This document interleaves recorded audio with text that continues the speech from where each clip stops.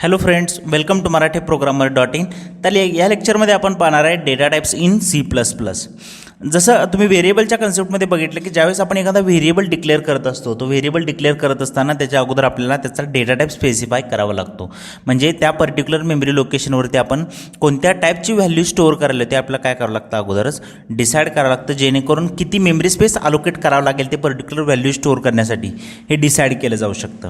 त्यासाठी आपण प्रत्येक लँग्वेजमध्ये काय करतो, डेटा टाइपचा कन्सेप्ट वापरतो. डेटा टाइप ॲक्च्युली काय करतात, तर तुम्हाला तुमचे जे काही व्हेरिएबल आहे त्या व्हेरिएबलमध्ये काय करता, तुम्ही तुमची व्हॅल्यू स्टोअर करता, म्हणजे त्याच्या मेमरी लोकेशनवरती व्हॅल्यू स्टोअर करता. ठीक आहे, आणि त्याला एक नाव देता, ते म्हणजे तुमचं असतं व्हेरिएबल.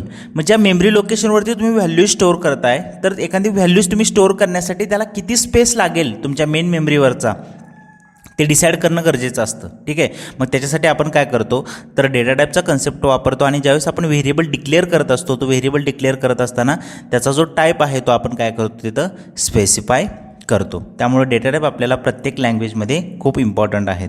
मग काही लँग्वेजमध्ये काय होते, पायथन असेल, PHP असेल, जावा स्क्रिप्ट असेल, या लँग्वेजेसमध्ये तुम्हाला जो डेटा टाइप आहे तो एक्सप्लिसिटली स्पेसिफाय करायची गरज पडत नाही. ज्यावेळेस तुम्ही एखादा व्हेरिएबल डिक्लेअर करता आणि त्याच्यामध्ये व्हॅल्यू स्टोअर करता, त्या व्हॅल्यूवरून डिसाईड केलं जातं की तुम्ही त्याच्यामध्ये जी व्हॅल्यू स्टोअर केली त्याच्यावरून त्याला किती स्पेस द्यावा लागेल किंवा ती कोणत्या टाईपची व्हॅल्यू आहे ते ऑटोमॅटिकली इंटरनली डिसाईड केलं जातं. आपल्याला एक्सप्लिसिटली त्याचा टाईप स्पेसिफाय करायची गरज पडत नाही. पण C++, जावा ह्या ज्या लँग्वेजेस आहेत याच्यामध्ये आपल्याला जो डेटा टाईप आहे त्या जी व्हॅल्यू आपण त्याच्यामध्ये स्टोअर करायला ते स्पेसिफाय करावं लागतं, जेणेकरून आपण काय करू शकतो, किती बाईट मेमरी अलोकेट करावी लागेल आपल्याला त्या पर्टिक्युलर व्हॅल्यू स्टोअर करण्यासाठी हे अगोदरच आपण काय करू शकतो, डिसाईड करू शकतो. तर व्हेरिएबलचा जो काय लास्ट लेक्चर आहे त्याच्यामध्ये आपण बघितलं आहे की एखादा व्हेरिएबल आपण डिक्लेअर करतो, इंटीजर, फ्लोट. तर इंट काय आहे, फ्लोट काय आहे, तर कशा पद्धतीनं वर्क करत आहे ते आपण त्याच्यामध्ये पाहिलं होतं. अजूनही आपण मराठी प्रोग्रामर या यूट्यूब चॅनलला सबस्क्राईब केलं नसेल तर सबस्क्राईब करा आणि बेल आयकॉनवरती क्लिक करून सर्व व्हिडिओचे नोटिफिकेशन्स मिळवा. त्याचबरोबर मराठी प्रोग्रामर.in या वेबसाईटला व्हिजिट करून सर्व कंटेंट, स्टडी मटेरियल एका क्लिकवरती मिळवा. तर सीमध्ये पण आपण डेटा टाइप्स बघितले होते की कोणकोणते डेटा टाइप आहेत, तसं आपण C++मध्ये पण पाहणार आहे की C++ कोणकोणत्या डेटा टाइपला सपोर्ट करते. तर डेटा टाइप जे आहे त्याचे मेन 2 टाईप कन्सिडर केले जातात. Main 2 type. पहिला आहे प्रायमरी डेटा टाईप, पहिला आहे प्रायमरी डेटा टाईप आणि त्याच्यानंतर दुसरा आहे user defined data type. User defined data type. आता प्रायमरी जो डेटा टाईप आहे याच्यामध्ये त्यांनी ऑलरेडी डिसाईड करून ठेवलेत की ह्या पर्टिक्युलर व्हॅल्यू आहेत, ह्या व्हॅल्यू तुम्ही त्याच्यामध्ये स्टोअर करत असेल तर त्याला किती स्पेस द्यावा लागेल किंवा किती मेमरी त्याला अलोकेट करावी लागेल हे आपण त्याच्यामध्ये डिसाईड करू शकतो. ह्या गोष्टी इंटरनली म्हणजे केल्या जातात. ठीक आहे, तर हे जे डेटा टाईप आहेत ते ऑलरेडी त्यांनी स्पेसिफाय केलेले आहेत. युजर डिफाईनमध्ये काय करतो की आपण एक पर्टिक्युलर नाव देतो आणि ते नावाचा रेफरन्स घेऊन पुढे त्याचे नंबर ऑफ व्हेरिएबल्स आपण क्रिएट करू शकतो. जसं की क्लास आहे, ठीक आहे, किंवा स्ट्रक्चर आपण सीमध्ये शिकलो होतो. तर एकदा का स्ट्रक्चर तुम्ही क्रिएट केलं की त्याचे नंबर ऑफ ऑब्जेक्ट्स तुम्ही तयार करू शकताय. ठीक आहे, तर ज्यावेळेस नंबर ऑफ ऑब्जेक्ट्स आपण त्याचे तयार करतोय तर त्यालाच आपण काय म्हणतो, आपले व्हेरिएबल्स म्हणतो, त्यालाच आपण काय म्हणणार मग युजर डिफाइनड डेटा टाईप. जसं C++ आपल्याला क्लासचा कन्सेप्ट आहे, तर क्लासच्या कन्सेप्टचा वापर करून आपण पण स्वतःचे नंबर ऑफ ऑब्जेक्ट्स क्रिएट करू शकतो. आणि त्या ऑब्जेक्टला जी मेमरी लागणार आहे ती मेमरी कशावरून डिसाईड केली जाते, तर तुमच्या क्लासमध्ये डेटा मेंबर्स किती आहेत. मग डेटा मेंबर्स काय असतं, मेंबर फंक्शन काय असतं, किंवा कोणत्या डेटा मेंबरला किती स्पेस द्यावा लागेल हे आपण पुढं 1 बाय 1 पाहणार आहे. तर पहिल्यांदा बघूया की प्रायमरी डेटा टाईप कोणते कन्सिडर केले जातात. तर प्रायमरीमध्ये मेन सुरुवातीला असतं इंटीजर. कोणतं असतं, इंटीजर. त्याच्यानंतर सेकंड आहे फ्लोटिंग, त्याला आपण फ्लोटिंग पॉईंट पण म्हणू शकतो, फ्लोटिंग पॉईंट. त्याच्यानंतर तिसरं आहे कॅरेक्टर, तिसरं आहे कॅरेक्टर डेटा टाईप. त्याच्यानंतर चौथा आहे Boolean data type, Boolean data type.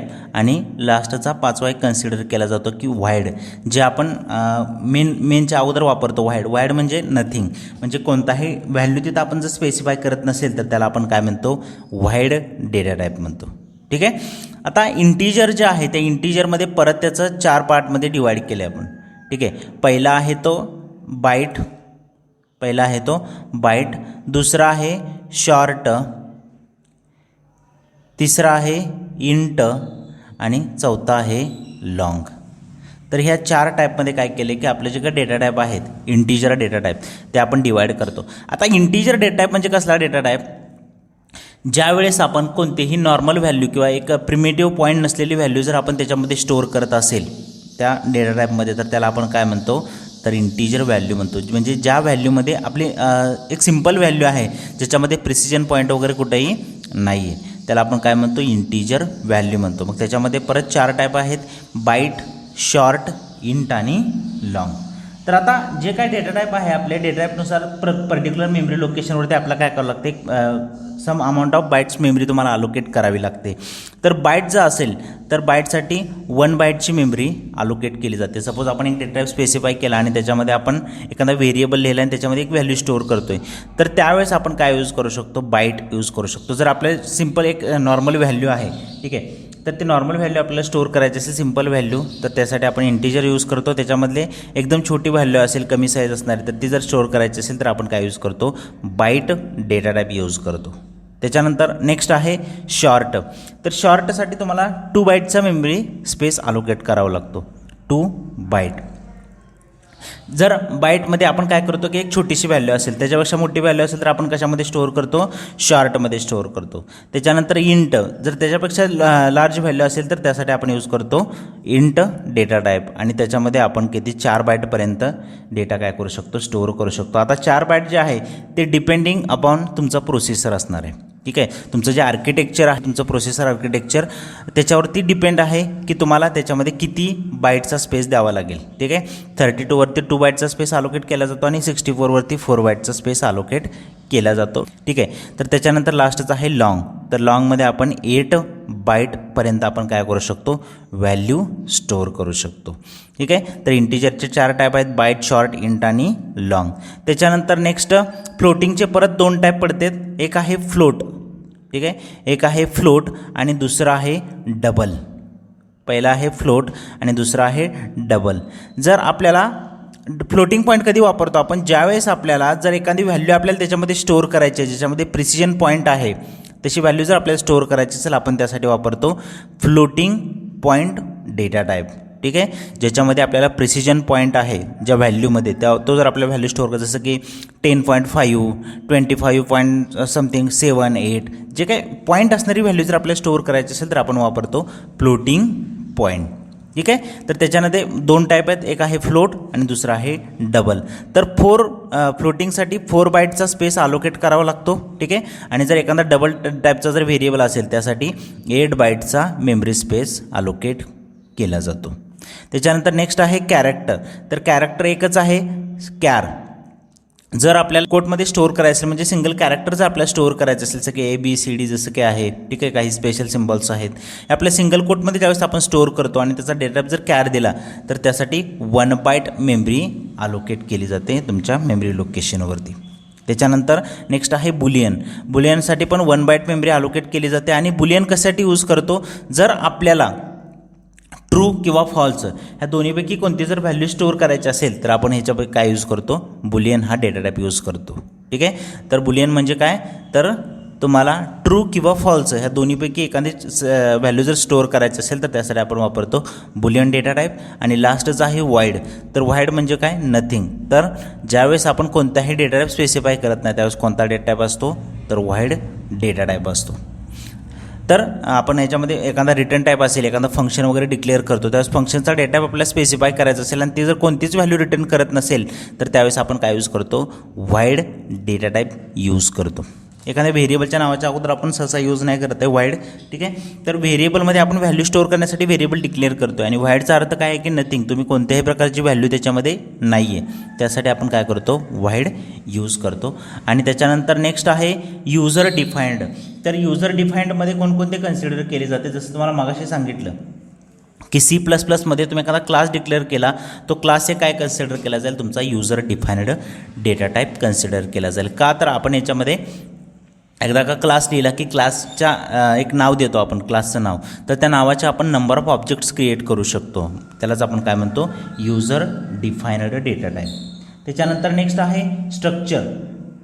तर स्ट्रक्चर आपण कशासाठी यूज करतो, सेम आपलं क्लासच्या अगोदर आपण याच्यामध्ये बघितलं सीमध्ये की स्ट्रक्चर कशा पद्धतीने इम्प्लिमेंट करू शकतो. म्हणजे आपण एखादी व्हॅल्यू असेल आपली इंटिजर टाईपची, फ्लोट टाईपची, कॅरेक्टर टाईपची, आपण त्या पर्टिक्युलर व्हॅल्यू त्याच्यामध्ये स्टोअर करू शकतो त्या डेटा टाईपमध्ये. पण आपल्याला नंबर ऑफ टाईपच्या व्हॅल्यू जे आहे ते एकत्र स्टोअर करायचे असतील तर त्यासाठी आपण काय यूज केलं होतं, स्ट्रक्चरचा कन्सेप्ट यूज केला होता. तर स्ट्रक्चर हे काय कन्सिडर केलं जातं, तुमचा user defined data type consider केला जातो. त्याच्यानंतर नेक्स्ट आहे युनियन आणि नेक्स्ट आहे इनंबरेशन, त्यालाच आपण इनम डेटा टाईप पण म्हणतो. तर हे जे युनियन आहे आणि इनंबरेशन आहे ते आपण प्रॅक्टिकली पुढे आपल्याला कन्सेप्ट आहेत त्याच्यामध्ये आपण डिटेलमध्ये तुम्हाला एक्सप्लेन करतो की इनममध्ये किंवा युनियनमध्ये तुम्ही कशा पद्धतीनं व्हॅल्यू स्टोअर करू शकताय. तर हे जे डेटा टाईप आहेत दोन कन्सिडर केले जातात, एक प्रायमरी डेटा टाईप, दुसरा user defined data type. Integer जे आहे, फ्लोटिंग पॉईंट आहे, कॅरेक्टर आहे, बुलियन आहे आणि वाईड आहे, हे प्रायमरी डेटा टाईप कन्सिडर केले जातात. आणि क्लास स्ट्रक्चर, युनियन, इनंबरेशन जे आहेत ते तुमचे user defined data type consider केले जाते. तर इंटिजरमध्ये परत 4 टाईप पडतात, बाईट, शॉर्ट, इंट आणि लॉंग. आणि फ्लोटिंग पॉईंटमध्ये परत 2 टाईप पडतात, फ्लोट आणि डबल. कॅरेक्टरसाठी आपण कॅर यूज करतो, बुलियनसाठी बुलियन यूज करतो. इंटिजर कधी यूज करायचं, ज्यावेळेस आपल्याला प्रिसियन पॉईंट नसणारी नॉर्मल सिंपल व्हॅल्यू जर स्टोअर करायचं असेल तर आपण इंटिजर डेटा टाईप यूज करतो. जर आपल्याला प्रिसियन पॉईंट असणारी व्हॅल्यू जर स्टोअर करायचं असेल त्यावेळेस फ्लोटिंग पॉईंट यूज करतो. ज्यावेळेस आपल्याला सिंगल कोटमध्ये एखादी व्हॅल्यू जर स्टोअर करायची असेल एखादं कॅरेक्टर तर त्यासाठी आपण कॅरेक्टर डेटा टाईप यूज करतो. त्याच्यानंतर बुलियनसाठी आपण काय यूज करू शकतो, तर ज्या काही व्हॅल्यू तुम्हाला ट्रू किंवा फॉल्सच्या फॉर्ममध्ये असतील त्या आपण कशामध्ये स्टोअर करतो, बुलियनमध्ये स्टोअर करतो. आणि वाईड म्हणजे काय, नथिंग. तर त्याच्यानंतर एक स्ट्रिंग आहे की आपण स्ट्रिंग पण स्टोअर करू शकतो. स्ट्रिंग म्हणजे काय, तर string is nothing but sequence of characters. Number of characters एकत्र आले की आपली स्ट्रिंग तयार होते. 2 किंवा त्याच्यापेक्षा जास्त कॅरेक्टर जर एकत्र आले तर काय तयार होते, स्ट्रिंग तयार होते. मग ही जी व्हॅल्यू आपल्याला स्टोअर करायची आहे स्ट्रिंग टाईपची, सपोज हॅलो हे स्टोअर करायचं आहे, त्यासाठी आपल्याला एक डेटा टाईप लागेल. तर आपण कॅरेक्टरचा अरे तयार करून पण त्याच्यामध्ये स्ट्रिंग टाईपची व्हॅल्यू स्टोअर करू शकतो. तर हे आहे तुमचे डेटा टाईप. आता डेटा टाईप जे आहे ते आपण डिक्लेअर कसे करू शकतो, ठीक आहे. तर इंटिजर असेल तर इंटिजर कसं लिहितो आपण, int A is equal to 10. तर ह्याला आपण काय कन्सिडर करतो की तुमचे जे इंटिजर टाईपची व्हॅल्यू आहे कोणती, 10, कारण ह्याच्यामध्ये प्रिसिजन पॉईंट वगैरे कुठेही नाही. मग ह्या व्हेरिएबलला जर तुम्हाला इंटिजर म्हणायचं असेल तर तुम्ही काय यूज करता, इंट हा डेटा टाईप. त्याच्यानंतर सपोज आहे float B is equal to 10.5. आता जर एखादी फ्लोट व्हॅल्यू असेल तर त्याच्यापुढे आपण काय लिहू शकतो, एफ. मग ज्याचा वापर करून आपण आयडेंटिफाय करू शकतो की एफ म्हणजे काय, तुमची फ्लोटिंग पॉईंट व्हॅल्यू आहे. मग ह्या जागेवर जर आपण डबल यूज करत असेल, double D is equal to 10.20 आणि इथं जर आपण डी लिहिलं तर याचा अर्थ काय होतं की तुमची जी व्हॅल्यू आहे ती डबल व्हॅल्यू आहे. कॅरेक्टर असेल तर char c is equal to single कोटमध्ये तुमचं जे काय कॅरेक्टर असेल ते कॅरेक्टर त्याच्यामध्ये स्टोअर करू शकते. किंवा जर एखादी स्ट्रिंग तयार करायची असेल आपल्याला तर आपण कॅरेक्टरचा अरे कसा तयार करू शकतो, कॅर str आणि तुमचा अरे, ठीक आहे, इज इक्वल टू याच्यामध्ये तुम्ही काय करू शकता, तुमचे जे काही कॅरेक्टर्स आहेत ते कॅरेक्टर मेन्शन करू शकता सिंगल कोटमध्ये. हे काय कन्सिडर करेल, तुमची जी काय स्ट्रिंग आहे ती स्ट्रिंग आपण याच्यामध्ये स्टोअर करतो आहे. तर ह्यालाच आपण काय म्हणतो, कॅरेक्टर अरे. मग ह्यालाच काय कन्सिडर, ज्यावेळेस आपण आउटपुट याचं प्रिंट करेल त्यावेळेस तुम्हाला काय प्रिंट होईल, हॅलो. तर ह्यालाच आपण काय म्हणतो, कॅरेक्टरचा अरे. म्हणजेच आपण काय डिक्लेअर केली, स्ट्रिंग डिक्लेअर केली C++मध्ये. तर डिपेंड्स आहे की आपल्याला कोणता डेटा टाईप यूज करायचा. आता ह्याच्यामध्ये क्लास असेल, स्ट्रक्चरचा तुम्ही कन्सेप्ट सीमध्ये शिकलाच आहे, ठीक आहे. तर पुढे आपण क्लासचा कन्सेप्ट इम्प्लिमेंट करणार आहे, इनमरेशनचा कन्सेप्ट इम्प्लिमेंट करणार आहे, त्याचबरोबर आपला युनियनचा कन्सेप्ट आहे तो आपण इम्प्लिमेंट करून बघणार आहे पुढं की कशा पद्धतीने आपण त्याच्यामध्ये व्हॅल्यू स्टोअर करू शकतो. आणि एखादा व्हेरिएबल आपण डिक्लेअर केला की त्या व्हेरिएबलचा वापर करून आपण नंबर ऑफ व्हेरिएबल्स त्याच्यावरून क्रिएट करू शकतो, ठीक आहे. तर आपण ह्याला काय म्हणतो, युजर डिफाइनड डेटा टाईप. आणि पहिलं जे आहे ते म्हणजे प्रायमरी डेटा टाईप, जे की ऑलरेडी स्पेसिफाय केलेत, ज्याच्यामध्ये टाईप जो आहे त्याचा तो ऑलरेडी स्पेसिफाय केलेला आहे आणि आपल्या रिक्वायरमेंटनुसार त्या व्हेरिएबलचा आपण यूज करून घेऊ शकतो. या व्हिडिओपुरतं एवढंच. हा व्हिडिओ जर आवडला असेल तर नक्की लाईक करा, शेअर करा आणि आपल्या मराठी प्रोग्रामवर यूट्यूब चॅनलला सबस्क्राईब करा. Thank you for watching this video.